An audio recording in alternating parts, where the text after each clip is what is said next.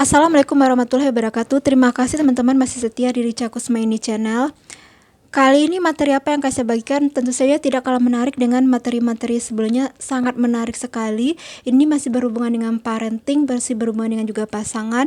Dan ini mungkin kalau panjang saya akan bagi beberapa part ya. Apa itu materinya adalah bahasa kasih. Apa itu bahasa kasih? Bahasa kasih adalah cara yang digunakan seseorang untuk mengungkapkan rasa kasih atau cinta di dalam dirinya kepada orang lain. Jadi cara yang digunakan seseorang untuk mengungkapkan rasa kasih sayang dan rasa cinta dalam dirinya kepada orang lain. Bahasa kasih ini ada 5. Untuk anak berumur 0 sampai 3 tahun, bahasa kasih yang kelima-lima ini harus diberikan oleh orang tuanya setiap hari. Untuk anak yang berumur 4 tahun ke atas sampai sekarang, anak ibu-ibu berapapun umurnya setelah 4 tahun sampai sekarang, itu bahasa kasihnya cukup 2 bahasa kasih diberikan setiap hari.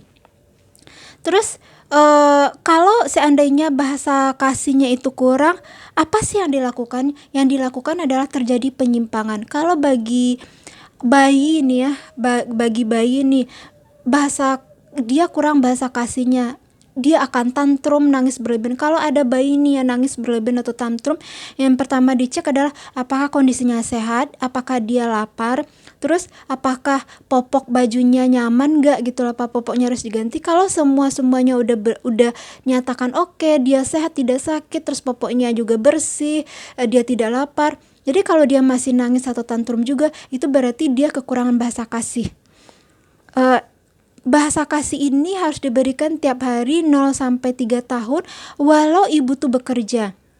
Ada kan ibu yang dia cuti melahirkan umur 2 bulan, anaknya udah ngantor, tetap diberikan ibu sepulang ibu bekerja 5 bahasa kasih itu harus diberikan kepada anak. Kalau tidak, nanti akan efeknya terjadi perbuatan menyimpang. Kalau pada bayi tadi mungkin dia tantrum ya. Terus kalau pada anak-anak atau remaja bisa terjadi dia, menurut Ibu Aisyah Dahlan, ini masih dari konsepnya Ibu Aisyah Dahlan ya, Dr. Aisyah Dahlan. Kalau bahasa kasihnya kurang, maka akan terjadi pada remaja akan terdapat perilaku menyimpang. Apa itu? Pecandu narkoba, tawuran, bully. Terus 10 tahun terakhir beliau juga sebagai konselor LGBT. Beliau ini adalah konselor pengobatan narkotika ini sejak 98. Jadi kalau dihitung sampai sekarang mungkin 25 tahun lebih ya. 25 tahun lebih itu bukan pengalaman yang singkat. Udah banyak sekali pengalaman yang Ibu Aisyah adalah dapatkan itu dari narkotika itu, anak-anak remaja yang berdampak narkotika itu. Salah satu alasannya adalah karena kurangnya bahasa kasih yang didapatnya. Kemudian bahasa kasih itu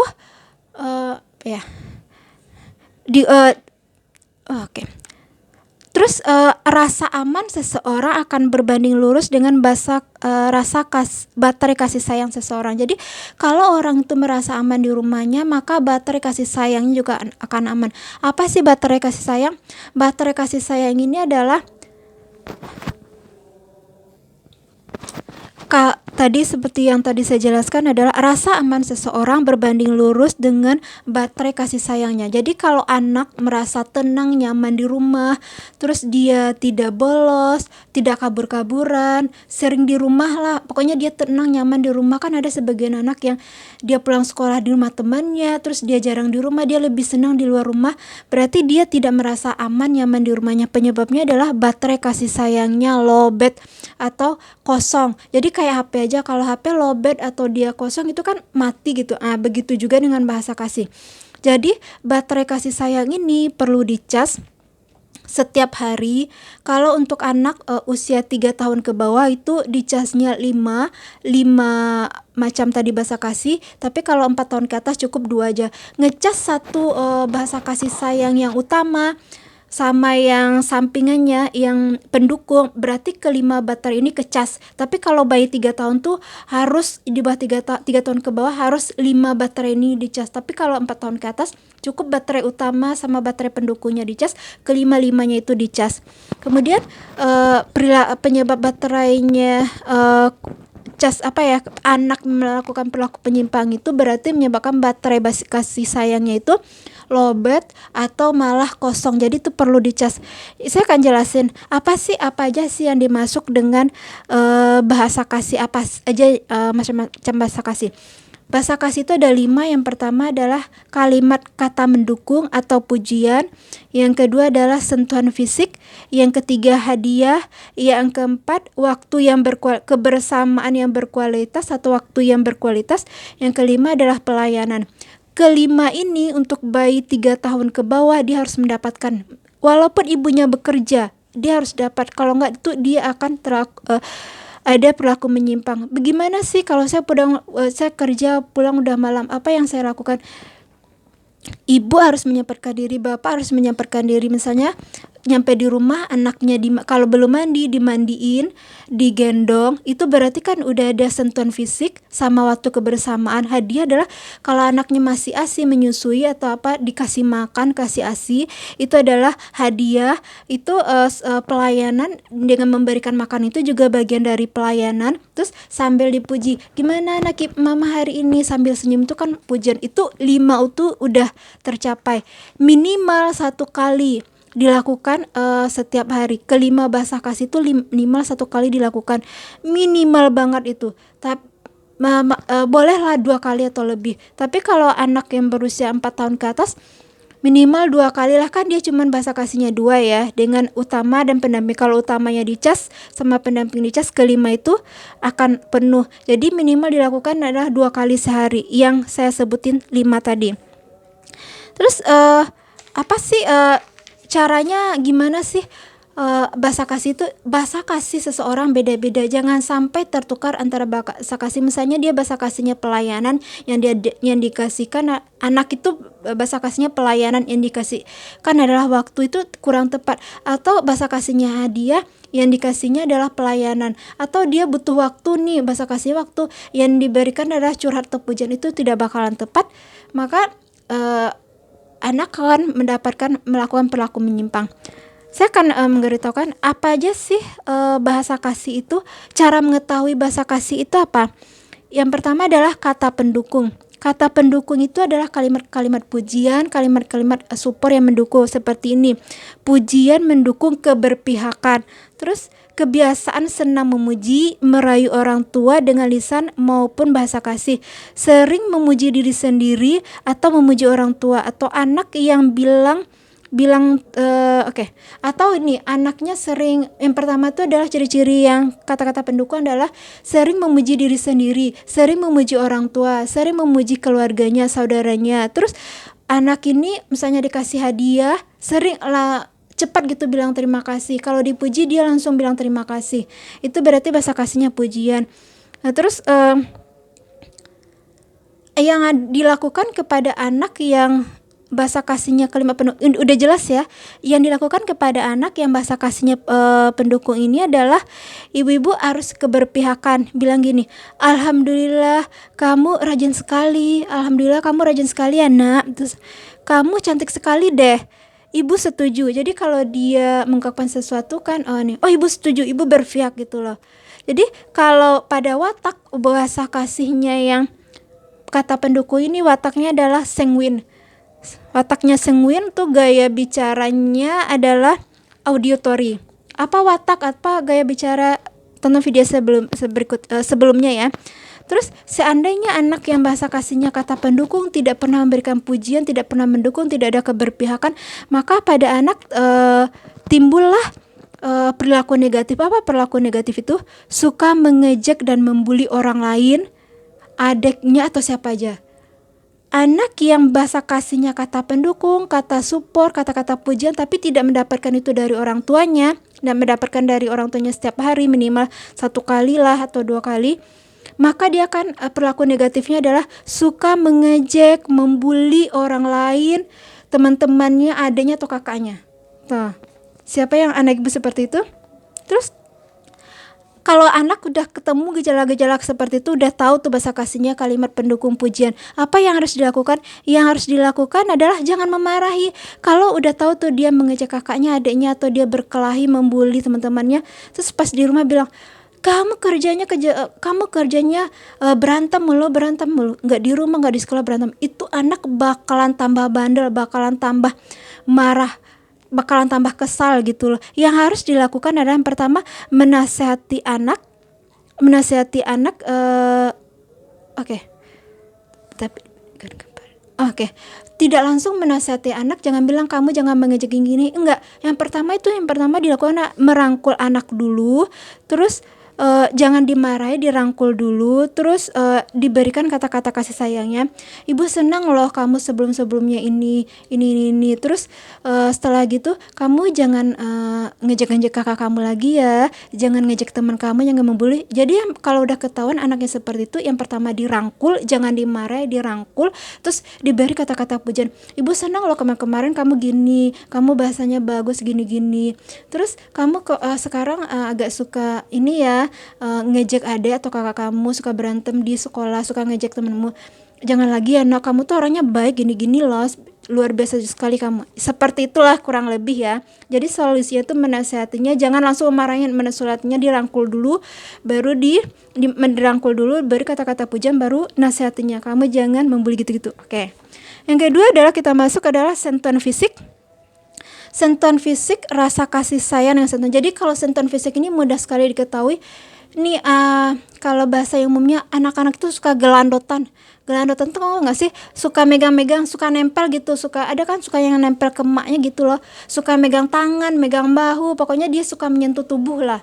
Itu berarti dia bahasa kasihnya sentuhan fisik. Ciri-cirinya adalah sering memeluk, mencium, mencolek kakaknya, adiknya, orang tua.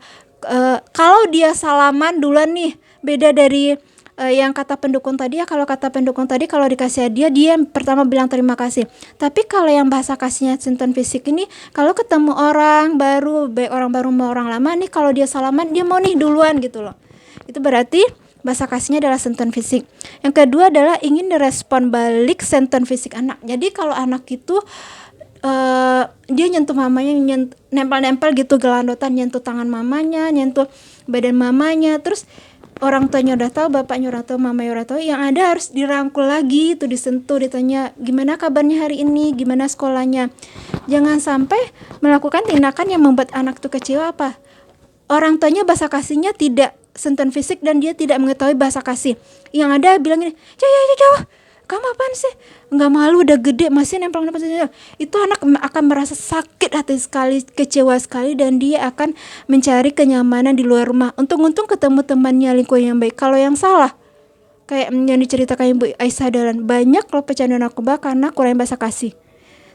Yang kayak terus cirinya lain adalah kalau jarang disentuh, nih.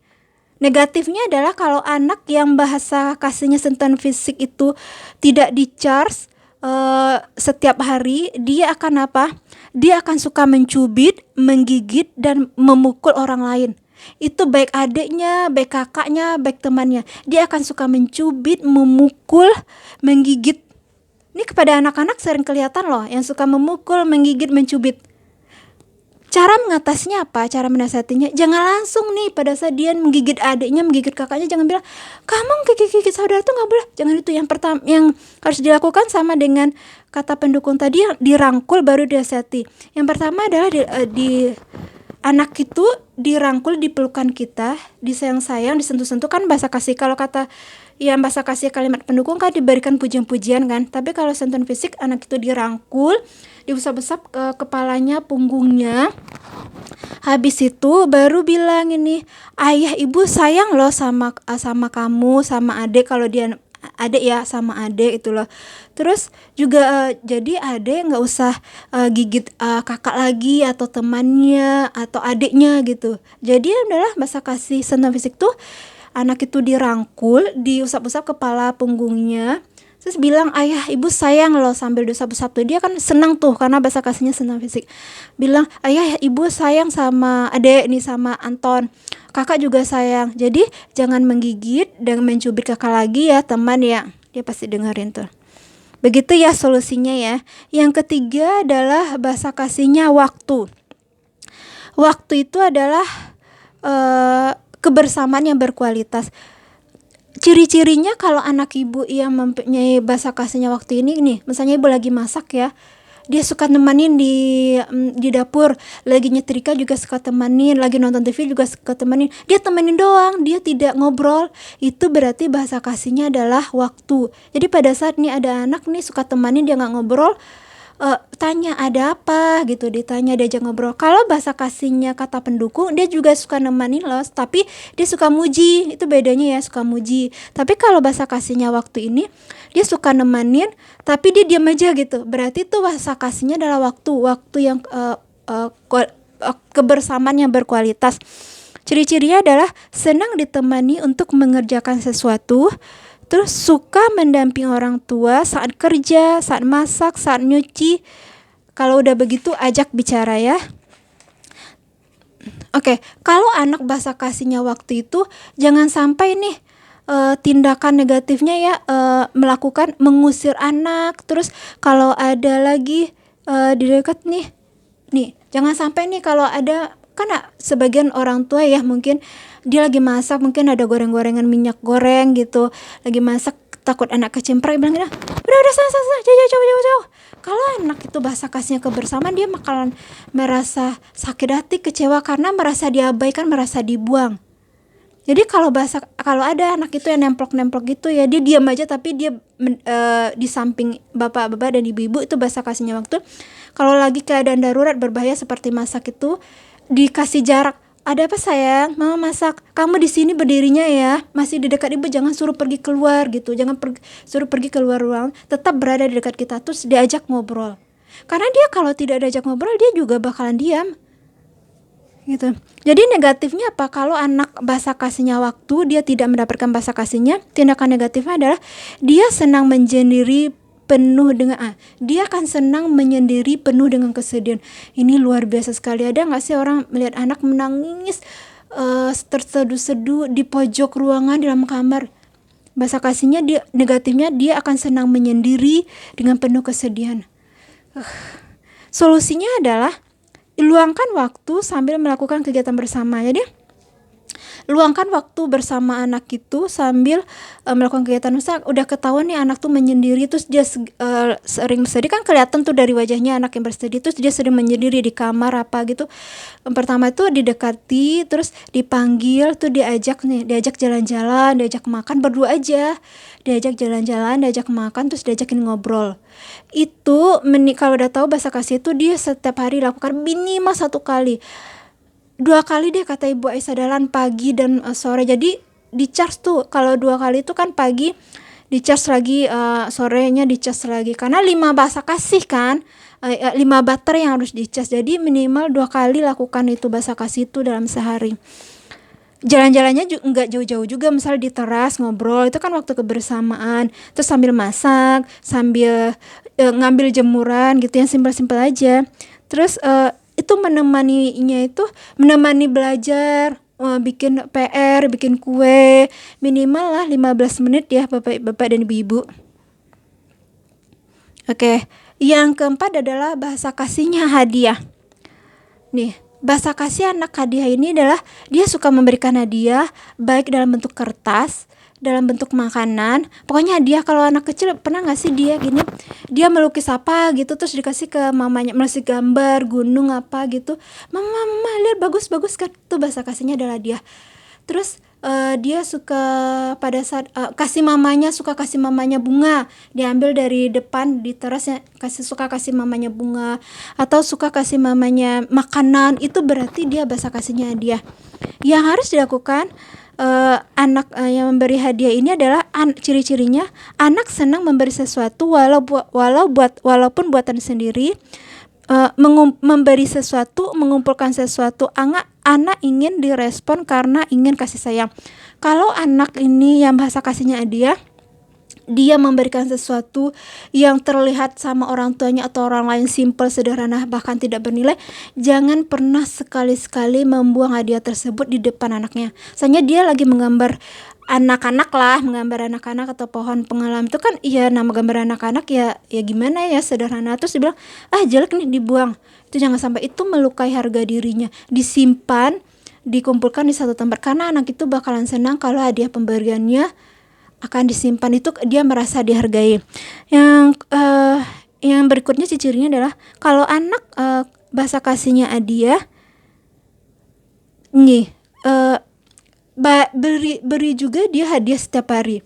Nih, kalau anak bahasa kasihnya dia memberi hadiah setiap hari. Tekor nggak sih? Nggak juga.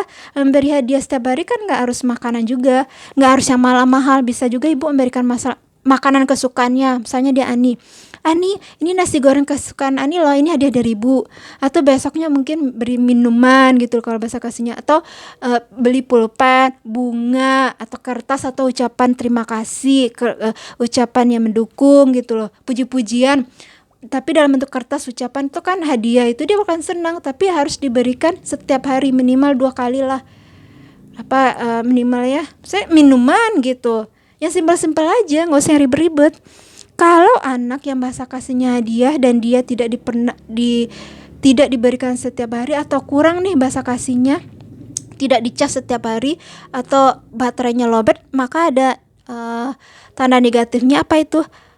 Anak ini akan pelit dan tidak suka berbagi. Nah, siapa anak ibu yang dia pelit dan tidak suka berbagi? Itu berarti dia baterai kasih sayangnya yang berupa hadiah belum dicas, lowbat. Jadi silakan dicas. Terus caranya mengatasinya adalah, yang pertama adalah dirangkul dulu. Terus ibunya memberikan hadiah kepada anak ini. Apa sih makanan kesukaannya, apa sih yang disukainya gitu. Habis itu baru dinasehatin caranya. Terus bilang, lihat loh, setiap orang itu suka berbagi. Jadi kalau kamu punya sesuatu, kalau ada kakak kamu mau, kalau ada mau, dibagi ya. Yang pertama dirangkul dulu, habis itu diberi dia hadiah. Yang simpel-simpel aja hadiahnya, makanan, minuman, atau pensil, atau yang kesukaan dia. Habis itu baru dinasihati, lihat loh, setiap orang suka berbagi loh, seperti ibu dan ayah. Mudah kan? Yang kelima adalah bahasa kasihnya pelayanan.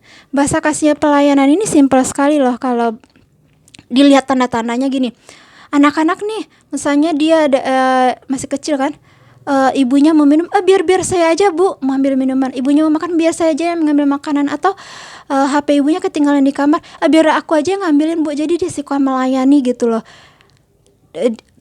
Dia suka melayani. Udah paham kan cirinya?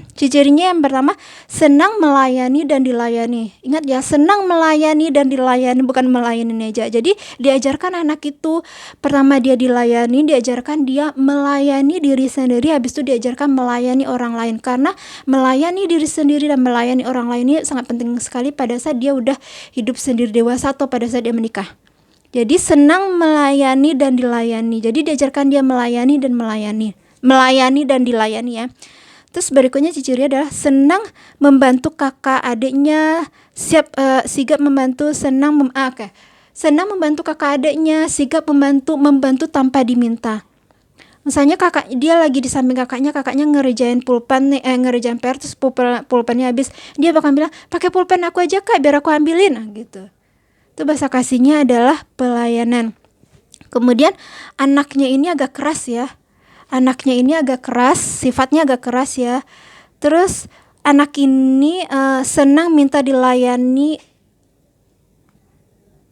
pagi hari. Jadi anak ini bakalan senang dilayani tiap pagi gitu. Misalnya dia ke sekolah, pakainya disiapkan, makanannya disiapin. Itu pada saat anak-anak ya. Habis itu kan dia diajarkan melayani diri sendiri dan melayani orang lain pada saat dia menikah ya.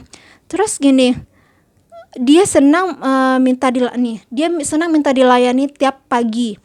Terus minta dilayani tiap pagi itu misalnya, bu tolong ambil minuman dong, makanan itu. Terus negatifnya apa? Kalau bahasa kasihnya tidak di-charge, berarti bahasa kasihnya tidak didapatkan sama anak ini, negatifnya apa? Dia akan minta dilayani secara kasar, sering membuli, bosi, dan kasar. Jadi dia akan bersikap minta dilayani secara kasar, sering bersikap bosi dan membuli. Nah, udah ketahuan kan kalau anak yang suka membuli, bersikap kasar, sikap bos gitu. Solusinya adalah yang pertama, anak tuh dirangkul, habis tuh dilayani. Anak tuh kan kesukaannya apa tuh, udah ketahuan. Tuh layani anak tuh tanpa diminta. Misalnya nyiapkan makanan, membantu menyiapkan, membeli hadiah kesukaannya dia. Terus membantu mengerjakan PR, dibantulah di samping anak itu mengerjakan PR.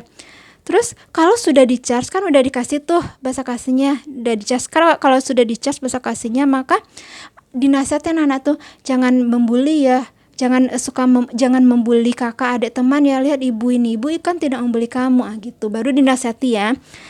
Oke, sepanjang penjelasan saya tadi, dari 5 bahasa kasih itu ada sentuhan fisik, waktu berkualitas, pelayanan, kata-kata pendukung, dan hadiah. Masuk ke watak adalah sentuhan fisik, wataknya adalah plekmatis. Waktu berkualitas, wataknya melankolis. Pelayanan adalah wataknya koleris. Kata-kata pendukung adalah sanguinis atau sanguin. Sedangkan bahasa kasihnya hadiah itu juga disukai oleh sanguin, koleris, melankolis dan pragmatis. Jadi kalau hadiah ini semua orang suka ya. Nah, tujuan baterai bahasa kasih Nichas itu adalah berurutkan, dilanjutkan lagi. Kalau anak itu baterai bahasa kasihnya sudah dicas, dia akan lebih ringan badannya di rumah. Dia kalau kita minta tolong, dia akan lebih mudah, dia akan belajar lebih mudah. Anak tuh kelihatan lebih sehat, jadi tidak tantrum, tidak membandel gitu. Nah, kalau anak nih, satu lagi nih, yang penting banget. Kalau anak, jangan sampai salah memberikan bahasa kasih kepada anak. Kalau anak tuh anak tuh bahasa kasihnya waktu tuh kan minta ditemani. Sementara dia yang diberikan adalah pujian ibunya. Oh, kamu bagus sekali, cantik sekali. Dan anak yang bahasa kasihnya pujian tidak diberikan bahasa kasihnya pujian, dia akan marah kepada saudaranya yang ibu berikan tadi. Jadi berikanlah bahasa kasih kepada anak itu sesuai dengan bahasa kasih masing-masing, sesuai porsinya. Jadi anak 4 tahun sampai sekarang, sampai kapanpun, cuma 2 diberikan bahasa kasihnya ya. Setiap anak tidak sama bahasa kasihnya. Jadi kalau misalnya si A anaknya bahasa kasihnya waktu yang berkualitas, boleh nih waktu yang berkualitas dia diajak jalan setiap hari, berbicara setiap hari, boleh. Kalau anak yang bahasa kasihnya bukan waktu berkualitas, bisa diberikan sekali seminggu atau sekali sebulan, gak apa-apa. Tapi kalau anak yang bahasa kasihnya udah jelas nih bahasa kasihnya, itu harus diberikan setiap hari. Kalau yang bukan bahasa kasihnya itu nggak perlu diberikan setiap hari. Jangan sampai salah memberikan bahasa kasih ya. Kalau salah memberikan bahasa kasih kepada kakaknya dan adiknya, sementara ini nih anak itu ada 2 lah, si Anton dan Tony. Anton ini bahasa kasihnya pujian, Tony bahasa kasihnya waktu. Sementara si Tony ini yang ibu puji-puji, tapi dia nggak ngefek juga karena bahasa kasihnya waktu. Anton yang bahasa kasihnya puji-pujian, ibu nggak ngasih puji-pujian, dia bakalan marah ke Anton, ke adeknya dan ke ibu. Kenapa dia nggak dipuji gitu, padahal bahasa kasihnya pujian. Dia nggak bilang bahasa kasih saya pujian, tapi kenapa saya nggak dipuji, kenapa dia yang dipuji, dia bakal begitu. Jadi berikanlah kepada anak tuh bahasa kasihnya sesuai dengan bahasa kasih masing-masing, sesuai dengan porsinya. Kalau udah jelas anak tuh bahasa kasihnya A, B, C, dan D, berikan itu setiap hari, minimal 2 kali sehari ya. Oke. Kalau anak dia sekolah nih di pesantren atau sekolah asrama, tidak bisa memberikan bahasa kasihnya setiap hari, ya pada saat dia telepon harus tanyakan. Kalau puji-pujian harus dipuji, kalau waktu yang berkualitas ditelepon, kalau hadiah silahkan dikirim hadiahnya ke pesantren kan bisa. Terus kalau waktu kebersamaannya ditelepon itu tadi, kalau dia telepon lo harus diangkat gitu. Terus apa lagi ya, kalau pelayanan ya dikirimkan makanannya gitu. Jadi pandai-pandailah dengan bahasa kasih ini ya ibu-ibu. Semoga saja membantu. Kalau ada yang mau ditanya, ada yang berbeda pendapat, silakan share, silakan komen di bawah. Terima kasih. Assalamualaikum warahmatullahi wabarakatuh.